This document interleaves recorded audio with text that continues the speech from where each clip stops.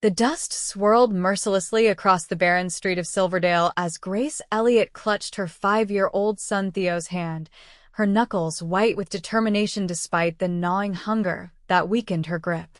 It was 1878, 3 years since her husband had been claimed by typhoid fever, leaving her alone with an infant and a mountain of debt that had eventually forced her from their modest home in Missouri to this desolate corner of Wyoming territory.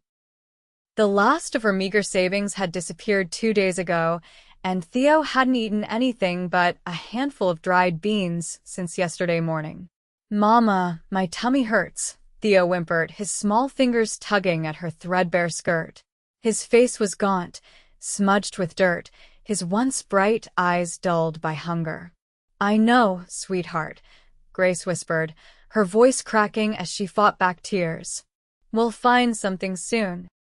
She patted the pocket of her worn dress, knowing there was nothing there but a single penny and a folded letter from her sister, who had promised work at a dressmaker's shop once they reached Silverdale.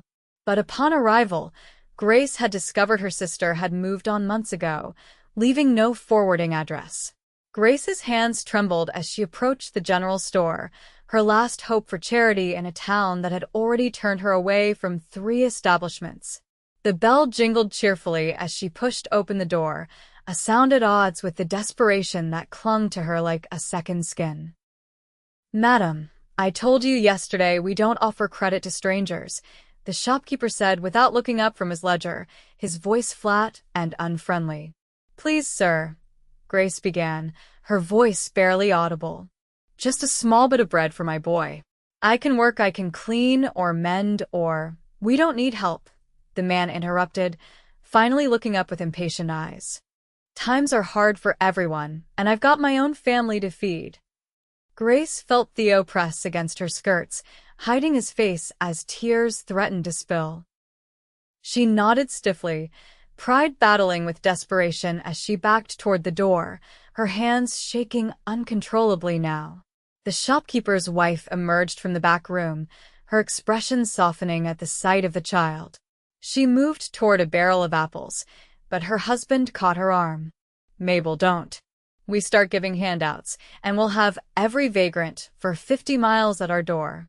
Grace didn't wait to hear more. She hurried out, the bell announcing her retreat as she stumbled back into the harsh sunlight.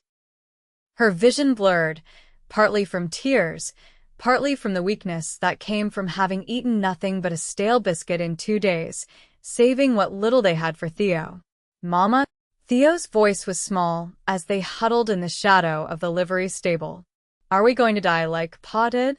The innocent question shattered what remained of Grace's composure. She gathered him close, burying her face in his tangled hair to hide her tears. "No, darling, no. We just need a little help, that's all." "Folks around here ain't much for helping strangers," came a deep voice from behind them. Grace whirled, instinctively pushing Theo behind her skirts as she faced the man who had approached without her noticing. He was tall and broad-shouldered, with sun-darkened skin and eyes the color of a summer storm.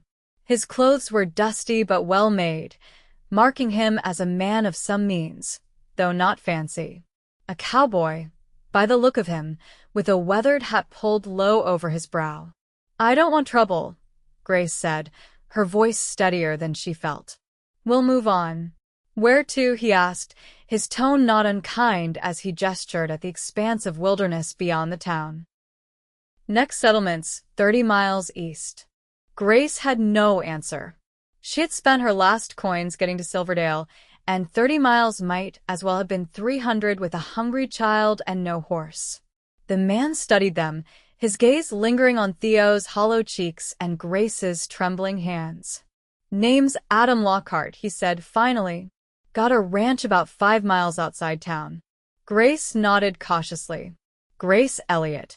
This is my son, Theodore." "You hungry, boy?" Adam asked, crouching down to Theo's level. Theo looked up at his mother for permission before nodding solemnly. "Yes, sir." "My mama is too, but she gave me her food yesterday." Something flickered across Adam's face, compassion, perhaps, or memory. He straightened, adjusting his hat. My wagon's over yonder. I've got supplies to load, then I'm heading home. He paused, seeming to choose his words carefully. You'll eat in my kitchen tonight. It wasn't a question, and Grace felt a surge of both gratitude and wariness. Men didn't offer charity without expecting something in return. That was a lesson she'd learned the hard way. That's very kind, but Mrs. Elliot, Adam interrupted gently, your boy's hungry and your hands are shaking so bad you can barely stand. I've got plenty of food and a spare room. No strings attached. Grace hesitated, torn between pride and the desperate need to feed her child. In the end, the hollow look in Theo's eyes made the decision for her. Thank you, Mr. Lockhart, she said quietly. We accept your kindness. Adam nodded once, as if the matter was settled. Wait here. I'll be done in 20 minutes. True to his word, Adam returned shortly, driving a sturdy wagon loaded with supplies. He helped Grace and Theo onto the wooden bench beside him, tucking a woolen blanket around the boy against the cooling afternoon air. Theo leaned against Grace, exhaustion and hunger making him unnaturally quiet. How'd you end up in Silverdale? Adam asked as the wagon rumbled out of town, the buildings giving way to open prairie dotted with sagebrush. Grace told him briefly about her husband's death, the debts that had mounted, and her sister's promise of work. I thought we could start over, she finished, staring at the horizon. But it seems we've come all this way for nothing. Adam was quiet for a moment. Starting over ain't easy, he said finally. But it ain't impossible neither. The journey passed mostly in silence after that, with Theo eventually drifting into an uneasy sleep against Grace's side. As they crested a gentle rise, Adam's ranch came into view, a sturdy two-story house surrounded by corrals, a large barn, and several outbuildings. It was larger and more prosperous-looking than Grace had expected, with smoke curling invitingly from the stone chimney. You live here alone? She asked, surprised by the size of the place. Adam's expression tightened almost imperceptibly. Just me and a couple of hands who bunk in the bunkhouse. Had a wife once. Sarah. She died in childbirth 4 years ago. The baby too. I'm sorry, Grace said softly, understanding now the flicker of recognition she'd seen when he'd looked at Theo. He'd recognized hunger, yes, but also loss. Adam simply nodded as he guided the wagon to a stop before the house. Home sweet home, he said, helping Grace down before lifting a still drowsy Theo into his arms. Let's get some food in this boy. The house was warm and clean, with simple but comfortable furnishings. The kitchen was large and welcoming, dominated by a cast-iron stove and a sturdy oak table. Adam settled Theo at the table, while Grace hovered uncertainly in the doorway. Sit, Adam said, gesturing to a chair as he moved to the stove where a pot of stew simmered. This'll be ready in a minute. Made it this morning before heading to town. Grace sat beside Theo, her exhaustion hitting her all at once now that they were safe and warm. Adam ladled thick stew into bowls, setting them on the table along with a loaf of bread and a crock of butter. Eat slow, he cautioned as Theo reached eagerly for a spoon. Your stomach's not used to it. Small bites. Grace watched as her son carefully took a tiny spoonful, his eyes widening at the rich flavor. She followed suit, nearly moaning at the taste of the hearty stew after so many days of near starvation. Adam sat across from them, breaking bread and pushing the butter toward Grace. Thank you, she said, the words wholly inadequate for the magnitude of his kindness. I don't know how we can repay you. Adam shook his head. No need. I know what it's like to be hungry. He paused, watching as Theo took another careful bite. After you've eaten and rested, we can talk about what comes next. But for tonight, just eat and sleep. Everything else can wait. They ate in companionable silence, Theo's cheeks gradually regaining color as the food revived him. After dinner, Adam showed them to a small but clean bedroom upstairs. "This was meant to be the nursery," he said, his voice gruff. "Never got used. Bathroom's down the hall, if you want to wash up. There's fresh water in the pitcher." Grace nodded, too overwhelmed by his generosity to speak. When he left, she helped Theo wash his face and hands before tucking him into the narrow bed. He was asleep almost instantly, his small body finally relaxing now that the worst of the hunger had been satisfied. Grace sat beside him, stroking his hair as tears of relief and uncertainty slid down her cheeks. Tomorrow they would have to figure out what to do, where to go. But tonight, in this warm house with full bellies, they were safe. For that, she was profoundly grateful. Downstairs, Adam sat alone at his kitchen table, nursing a cup of coffee and wondering what had possessed him to bring a strange woman and her child into his home. For years he'd lived alone, keeping mostly to himself except for necessary business in town and the occasional social obligation. For years since he'd buried Sarah and their stillborn son in the small plot behind the house. And yet something about Grace Elliott's quiet dignity in the face of desperation had moved him. The way she'd tried to shield her boy from the worst of their circumstances, the determined set of her jaw even as her hands trembled with hunger and exhaustion. It reminded him of Sarah's strength, though the two women couldn't have been more different. Sarah, with her boisterous laugh and fiery red hair, Grace with her soft-spoken manner and honey-brown locks. Adam sighed, draining his cup. He'd meant what he said, they could figure out the future tomorrow. For tonight, it was enough to know that the boy wasn't going to bed hungry and that his mother could rest without fear. The next morning, Grace woke to sunlight streaming through unfamiliar curtains. For a moment, she lay disoriented, then the events of the previous day came rushing back. Theo was still asleep beside her, his breathing deep and even, his cheeks flushed with healthy color. She dressed quickly in her worn dress, attempting to smooth the wrinkles and straighten her hair with her fingers. The smell of coffee and bacon drifted up the stairs, making her stomach growl. When she and Theo entered the kitchen, they found Adam at the stove, turning bacon in a cast-iron skillet. "Morning," he said, glancing up with a nod. "Sleep well?" "Better than I have in months," Grace admitted. "Thank you again for your hospitality." Adam gestured for them to sit. "Coffee's hot. There's milk for the boy." He served up bacon, eggs, and biscuits still warm from the oven, setting the plates before them with the casual efficiency of a man accustomed to cooking for himself. "Mr. Lockhart makes good food, Mama," Theo said between bites, his spirits considerably brighter than the day before. "That he does," Grace agreed, savoring the simple but delicious breakfast. "Now, Mr. Lockhart, I need to ask, is there work to be had in town? I'm a fair seamstress, and I'm willing to do laundry, cleaning, anything really." Adam sat back, considering her. Town's not much for opportunities, especially for a woman alone. Most folks are just scraping by. He hesitated, then added, "But I could use some help around here." Grace's spine stiffened. "What kind of help?" "Nothing improper," Adam said quickly, reading her wariness correctly. "The house needs looking after. I'm gone most days with the cattle. Never seems to be time for proper cooking or cleaning. And," he glanced at Theo, "I've got a small schoolhouse on the property. Built it for the Hands children and any others nearby. Teacher comes 3 days a week from town. Your boy could attend." Grace stared at him, trying to understand his motives. "And in exchange for housekeeping, we would have room and board." Adam nodded. "Fair wages, too. I don't expect charity work. You have the room you stayed in last night, meals, and time to yourself. I keep regular hours except during calving and roundup." It was more than generous, it was salvation.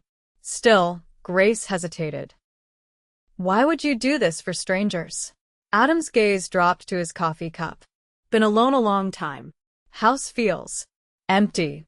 And I know what it's like to have no options." He looked up, his eyes meeting hers directly. "It's a business arrangement, Mrs. Elliot. Nothing more. You need work, I need help. Simple as that." There was something in his tone that told Grace he meant it. This wasn't a pretext for something untoward. And what choice did she have, really? With no money and no prospects, this was the lifeline she and Theo desperately needed. "Then I accept," she said firmly. "We'll earn our keep, Mr. Lockhart. You won't regret your kindness." And so began their new life at the Lockhart Ranch. Grace quickly established a routine, rising early to prepare breakfast before Adam and his two ranch hands, Miguel and Hank, headed out for the day's work. She spent the mornings cleaning, baking, and tending to the small kitchen garden that had gone somewhat wild in the absence of regular care. In the afternoons, while Theo played in the yard or, once school began, worked on his lessons, she mended clothes and linens or prepared the evening meal. Adam was true to his word. He paid her fairly, treated her with respect, and maintained a polite distance that gradually softened as the weeks passed. He was a man of few words, but Grace came to understand his silences, to read the subtle shifts in his expression that spoke volumes. She learned about him in fragments: how he'd come west from Pennsylvania after the war, built the ranch from nothing with Sarah at his side, endured drought and blizzards and cattle thieves. How he'd nearly given up after Sarah's death, drinking himself into oblivion for months before Miguel had quite literally dragged him back to sobriety and responsibility. In turn, she shared her own story: her childhood in Cincinnati, her hasty marriage at 18 to Thomas Elliot, a charming but irresponsible man who had left her with more debts than memories. How she'd struggled to maintain their home after his death, taking in sewing and laundry until the bank had finally foreclosed, forcing her to seek out her sister's promised help. Summer faded into autumn, bringing crisp mornings and golden afternoons. Theo thrived under the combination of regular meals, fresh air, and schooling. He trailed after Adam whenever the rancher was home, soaking up lessons on horses, cattle, and the myriad skills needed for ranch life. Adam, initially awkward around the boy, gradually warmed to his curious nature and endless questions. "You're good with him," Grace observed one evening as she and Adam sat on the porch after Theo had gone to bed. The night was cool, the sky ablaze with stars. Adam's mouth twitched in what might have been a smile. "He's a good kid. Smart. Reminds me of my brother at that age." "You have a brother?" "Had," Adam corrected quietly. "Lost him at Gettysburg." Grace's heart ached for this man who had endured so much loss yet still found the generosity to help others. "I'm sorry," Adam shrugged, his gaze fixed on the distant horizon. "Long time ago now." He was quiet for a moment, then added, "Theo deserves a chance. All kids do." Grace nodded, thinking of the son who might have been Adam and Sarah's boy who never drew breath. "Yes, they do." They sat in comfortable silence until the chill drove them indoors, each lost in private thoughts, but somehow less alone than before. October brought the fall roundup, a frantic time when Adam and his men worked from dawn till dusk gathering cattle, branding calves born in the spring, and preparing for winter. Grace rose even earlier, packing food for the men to take with them and keeping hot meals ready for their return. She found herself watching the clock as evening approached, listening for the sound of hoofbeats that would herald Adam's return.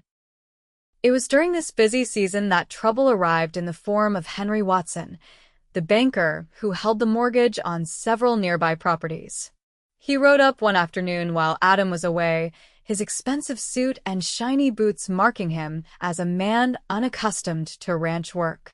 "Mrs. Elliot," he said, removing his hat as Grace met him on the porch.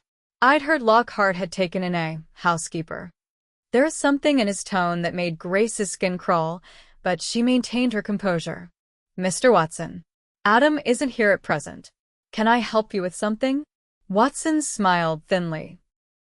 "I've come with a proposition for Lockhart.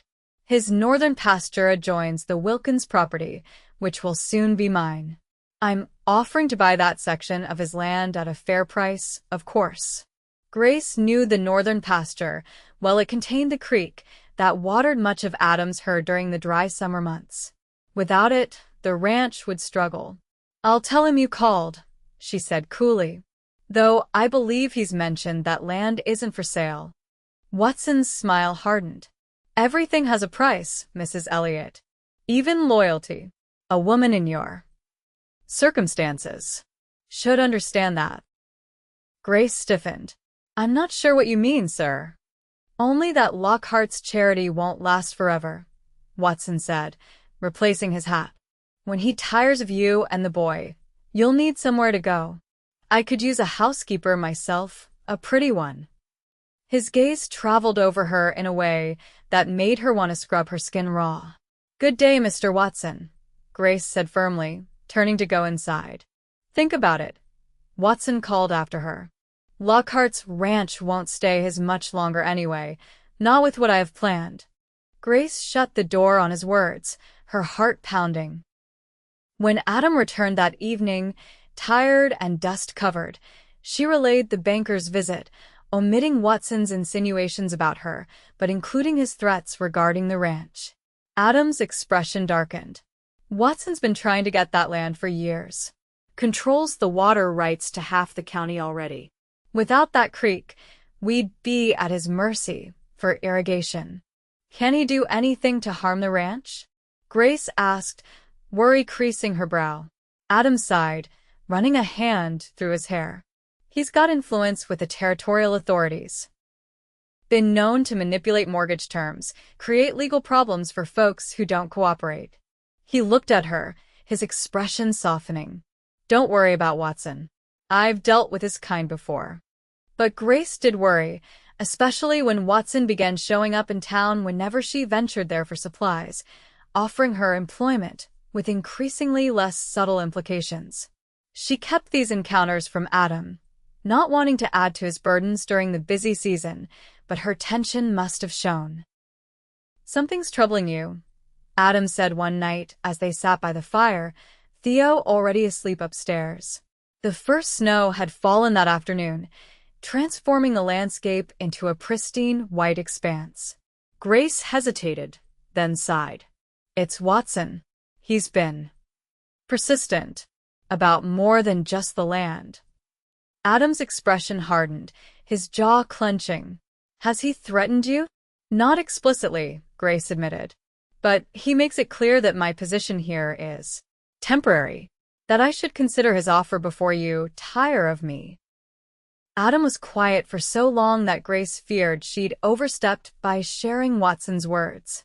When he finally spoke, his voice was low and controlled. "You and Theo have a home here as long as you want it. Watson can go to hell." The simple declaration warmed Grace more than the fire before them. "Thank you," she said softly. "This place has become more of a home than anywhere I've lived since I was a girl." Adam looked at her then, something unreadable in his eyes. "I'm glad," he said finally. "It's been good having you both here. The house feels alive again." Grace felt her cheeks warm under his steady gaze. Over the months, she'd grown increasingly aware of Adam Lockhart as a man, his quiet strength, his unexpected gentleness with Theo, the rare smiles that transformed his serious face into something heartbreakingly handsome. But she'd ruthlessly suppressed these feelings, knowing that their arrangement was based on mutual need, not sentiment. Now, sitting in the firelight with him, she wondered if perhaps she wasn't alone in feeling something more. The moment stretched between them, charged with unspoken possibilities, until the log in the fireplace collapsed with a shower of sparks, breaking the spell. Adam cleared his throat, rising to add another log to the fire. "Getting late," he said, his voice a touch rougher than usual. "Should probably turn in." Grace nodded, gathering her mending. "Good night, Adam." He paused at the foot of the stairs, looking back at her. "Grace," he said, her name sounding different somehow in his mouth. "Watson won't bother you again. I promise." The weeks leading up to Christmas were filled with preparations, baking, decorating, making simple gifts. Theo was beside himself with excitement, having never experienced a proper Christmas celebration in his young life. Grace found joy in creating traditions for her son, and Adam seemed content to be swept along in their enthusiasm, even riding out one day to return with a perfect pine tree for the parlor. On Christmas Eve, a heavy snowfall blanketed the ranch, creating a picture-perfect scene as they returned from the community church service in town. Theo had fallen asleep on the ride home, exhausted from the excitement and the late hour. Adam carried him upstairs, tucking him in with a gentleness that made Grace's heart ache. "He'll be up at dawn," Grace predicted as they returned downstairs. "He's convinced Santa Claus is coming, even though I've told him we're too far from any city for such visits." Adam smiled, the expression transforming his usually serious face. "Never too far for Christmas magic," he said, reaching into his coat pocket to produce a small wooden horse, intricately carved. "Think he'd like this?" "Miguel's been teaching me whittling." Grace touched the figure gently, admiring the detailed mane and alert ears. "He'll love it. You're very good." "Got something for you, too," Adam said, surprising her. From behind a book on the shelf, he withdrew a small package wrapped in brown paper and tied with string.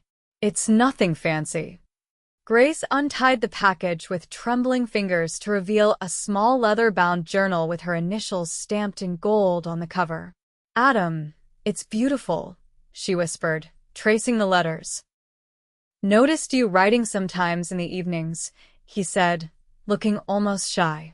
"Thought you might like something proper to write in, instead of those loose pages you keep." The thoughtfulness of the gift moved her deeply.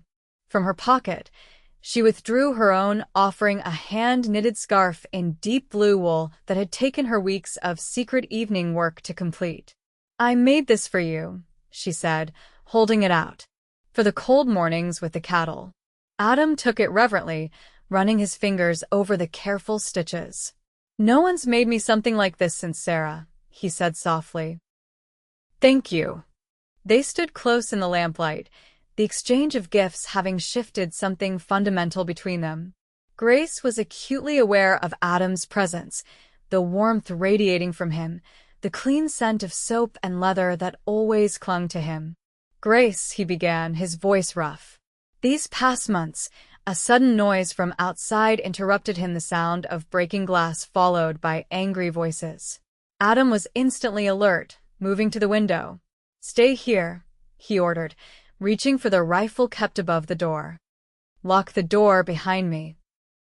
Grace watched in horror as he disappeared into the snowy night, the sound of raised voices growing louder. She moved to the window, peering out to see several mounted men in the yard, Watson's distinctive figure at their center. "Lockhart." Watson's voice carried clearly through the cold air. "Time to talk business." Grace hesitated only a moment before grabbing her shawl and slipping out the kitchen door. She circled wide around the house, staying in the shadows as she made her way closer to hear what was happening. "Nothing to discuss, Watson," Adam was saying, his rifle held casually but ready. "My land's not for sale. Never will be." Watson laughed, the sound sharp in the winter night. "Might change your mind when you see what happens to those who cross me. Wilkins tried to back out of our deal. Now he's buried behind his barn with a bullet in his chest. Tragic accident, the sheriff called it." Grace's blood ran cold at the casual mention of murder. Adam's stance had shifted, more alert now. "You're threatening me on my own land," Adam said evenly. "That's a poor decision." "No threats," Watson replied. "Just facts." "You've got 1 week to accept my offer, or you'll find yourself facing foreclosure. Seems there might be some irregularities in your property taxes." "My taxes are paid in full," Adam growled. "Have the receipts to prove it." Watson shrugged. "Papers get lost. Records change. And with your pretty housekeeper suddenly without a home. Well, I'd be happy to offer her accommodations." His tone left no doubt about his meaning. Adam's posture changed subtly, a coiled tension that Grace recognized as dangerous. Before he could respond, she stepped forward into the yard. "I believe I've already declined your offer, Mr. Watson," she said clearly, coming to stand beside Adam. Several times, in fact. Grace, Adam 못 ترد. Get back inside. She ignored him, facing Watson with steady determination. You should know that I've documented your threats and propositions in letters to the territorial governor's office and to my cousin, who works for the Chicago Tribune. Should anything happen to Adam, Theo, or myself, those letters will be delivered immediately. It was a bluff. She had no cousin at any newspaper, but the sudden uncertainty in Watson's expression told her it had hit its mark. You're lying, he said, but there was a note of doubt in his voice. Care to risk it? Grace countered. Threatening a woman and child might make for interesting reading in Chicago, especially given your banking connections there. Watson's face contorted with rage. You'll regret this, he spat, wheeling his horse around. Both of you. He and his men galloped away, leaving churned snow and silence behind them. Adam turned to Grace, his expression a mixture of anger and admiration.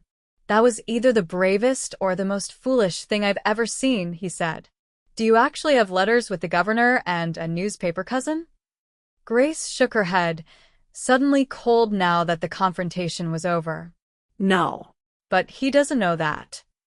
Adam stared at her for a moment, then let out a short bark of laughter. Come inside before you freeze, he said, placing a hand at the small of her back to guide her toward the house. We need to talk. In the warm kitchen, Adam poured them both a small measure of whiskey, the amber liquid catching the lamplight. Watson's dangerous, he said without preamble. What he said about Wilkins, I'd heard rumors, but nothing concrete. Grace sipped the whiskey, letting it warm her from within. What will he do now? Hard to say. Your bluff might have bought us some time, but he won't give up easily. Adam's gaze was troubled. It might be safer for you and Theo to go elsewhere for a while. No, Grace said firmly. This is our home now. I won't be driven away by threats, and I won't leave you to face this alone.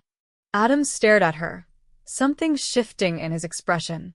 Our home, he repeated softly. Yes, Grace said, suddenly aware of how close they were standing, of the way the lamplight caught the silver threads in his dark hair. Unless you want us to go? No, Adam said quickly, reaching for her hand. God, no. Grace, he faltered, words seemingly failing him. Grace's heart hammered in her chest as she waited, hoping she hadn't misread the situation, hadn't projected her own growing feelings onto his kindness. When Sarah died, I thought that part of me died too, Adam said finally, his voice low and rough. Didn't think I'd ever want to let anyone close again.